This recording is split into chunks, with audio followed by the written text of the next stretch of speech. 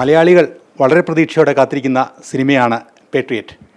ഇതിൽ 2 എംസ്, മലയാളത്തിലെ ഏറ്റവും വലിയ 2 പേർ ഒന്നിക്കുന്നുവെന്ന് മാത്രമല്ല 4 ഹീറോ ഉണ്ടെന്ന് പറഞ്ഞാലും 2 ഹീറോ ഉണ്ടെന്നാണ് ഇപ്പോൾ പറഞ്ഞു കേൾക്കുന്നത്. യഥാർത്ഥത്തിൽ 2 ഹീറോ, അതിലൊരാളാണ് ഇപ്പോൾ എന്നോട് ഉറപ്പുള്ളത്.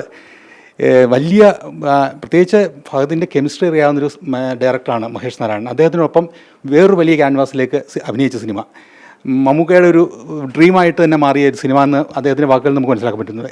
എത്രത്തോളം പ്രത്യേകതയുണ്ട്? ഇല്ല, തികച്ചും ഇത്രയും ആക്ടേഴ്സിനെ ഒരുമിച്ച് കൊണ്ടുവരാൻ ഡിസേർവിംഗ് ആയിട്ടുള്ളൊരു സ്ക്രിപ്റ്റാണത്. അപ്പോൾ ആദ്യത്തെ ഹീറോ സ്ക്രിപ്റ്റ് തന്നെയാണ്. എല്ലാവരും ആ സ്ക്രിപ്റ്റ് കേട്ടിട്ട് ആ സ്ക്രിപ്റ്റിനോടുള്ള ഇഷ്ടം തന്നെയാണ് എല്ലാവരെയും ഈ സിനിമയിലേക്ക് എത്തിച്ചത്. അതിപ്പോൾ ഒരു സ്ക്രിപ്റ്റ് രൂപത്തിൽ നിന്നും ഫുൾ ഫ്ലെഡ്ജ് ഫിൽമായി നിൽക്കുകയാണ്. സോ ഇനിയിപ്പം ഞങ്ങളും ക്യൂരിയസ് ആണ്, എന്താണ് ഓഡിയൻസ് എങ്ങനെയാണ് പടം സ്വീകരിക്കുന്നതെന്ന് അറിയാൻ വേണ്ടി. മഹേഷ് നാരായണനെ ഏറ്റവും അടുത്തറിയാവുന്ന ഒരാൾ ഈ സിനിമയുടെ ഗ്രൂപ്പിൽ ഫഹദാണെന്ന് പറയാം. അപ്പോൾ ഫഹദിന് വളരെ കംഫർട്ടബിൾ ആയിട്ടുള്ളൊരു ഡയറക്ടറാണ് അദ്ദേഹം. ആ കെമിസ്ട്രിയിലോട്ട് മറ്റുള്ളവരും വന്ന് പ്രത്യേകിച്ച് എങ്ങനെയാണ് ആ ഒരു മാറ്റം, പ്രത്യേകിച്ച് മമ്മൂക്കയുടെ ആണല്ലോ ആദ്യം കഥ പറഞ്ഞത്, പിന്നെയാണ് ബാക്കിയുള്ളവരെല്ലാം സിനിമയിൽ ജോയിൻ ചെയ്യുന്നത്. അപ്പോൾ അത്രയും വലിയൊരു ക്യാൻവാസ് ഈ സിനിമ ആവശ്യപ്പെട്ടിരുന്നത് യഥാർത്ഥത്തിൽ ഇതിൻ്റെ ത്രെഡിന് അത്രയും വലിപ്പം ഉണ്ടായിരുന്നു.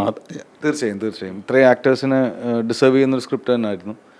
പിന്നെ മഹേഷിനെ സംബന്ധിച്ചിടത്തോളം മഹേഷിന് ഏത് ആക്ടറിനെയും ക്രാക്ക് ചെയ്യാൻ പറ്റുന്നൊരു ഫിൽം മേക്കറാണ്. അപ്പം ഒരുപക്ഷെ കുഞ്ചാക്കോയും ഒക്കെ മഹേഷായിട്ട് ഇത് 3ാമത്തെ സിനിമയാണ്. അപ്പം എല്ലാവരുമായിട്ടൊരു പ്രത്യേക വർക്കിംഗ് കെമിസ്ട്രിയുള്ള ആളാണ് മഹേഷ്.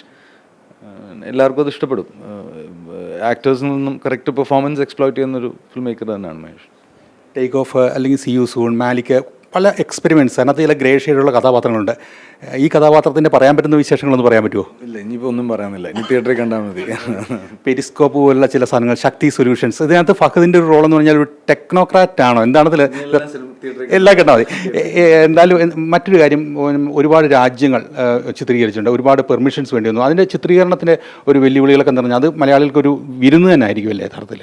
തീർച്ചയായും. ഈ പടം ദുബായ്, അസർബൈജാൻ, ഇന്ത്യയിൽ തന്നെ ഡൽഹി, ഹൈദരാബാദ്, കൊച്ചി, ബോംബെ ഒക്കെ ഷൂട്ട് ചെയ്തിട്ടുള്ള പടമാണ്. അപ്പം ഒരു പുതിയ എക്സ്പീരിയൻസ് തന്നെ ആയിരിക്കും എന്നാണ് വിശ്വസിക്കുന്നത്, വിഷ്വലി ആൻഡ് നാരറ്റീവ് വൈസ്. ഒരു കോമ്പറ്റീഷൻ അഭിനയത്തിലുണ്ടായിരുന്നു, നിങ്ങൾ തമ്മിൽ ഒരുമിച്ചുള്ള സീക്വൻസസ് ഒക്കെ ഉണ്ടായിരുന്നു, അതിലേക്ക് ഒരു പരസ്പരം കൊടുക്കൽ വാങ്ങലുകൾ, ഇംപ്രൊവൈസേഷൻ, ആ കാര്യങ്ങളൊക്കെ എങ്ങനെ ഉണ്ടായിരുന്നു?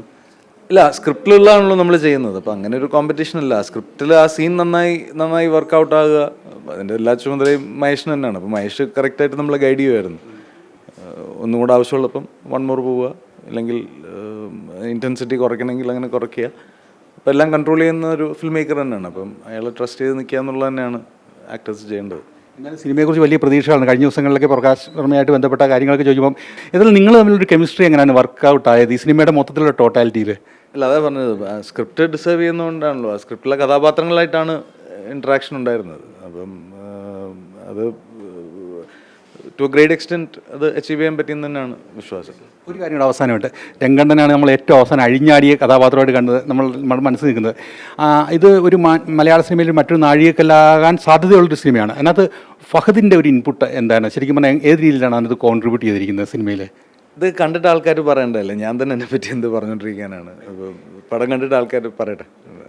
എന്തായാലും പ്രേക്ഷകർ വിലയിരുത്തട്ടെ എന്നാണ് പറയുന്നത്. ഒരു കോൺഫിഡൻ്റ് ആയിട്ടുള്ള ആക്ടർ പറയേണ്ട ഒരു വാചകം തന്നെയാണ്. എന്തായാലും നമുക്ക് സിനിമ തിയേറ്ററിൽ തന്നെ കാണാം. മെയ് 1 അല്ലേ? മെയ് 1 എല്ലാവരും തിയേറ്ററിൽ തന്നെ ഈ സിനിമ കാണണം, തീർച്ചയായും വിജയിപ്പിക്കണം. കാരണം മലയാള സിനിമയിൽ മാത്രം സംഭവിക്കുന്ന ഒരു അത്ഭുതമാണ് ഇത്. ഇതുപോലെ എല്ലാവരും അവരുടെ ഈഗോകളും മറ്റു കാര്യങ്ങളും ഒക്കെ മാറ്റിവെച്ച് കൃത്യമായ അനുപാതത്തിൽ അവരുടെ റോളുകൾ ഭംഗിയാക്കുന്ന ഒരു സിനിമ.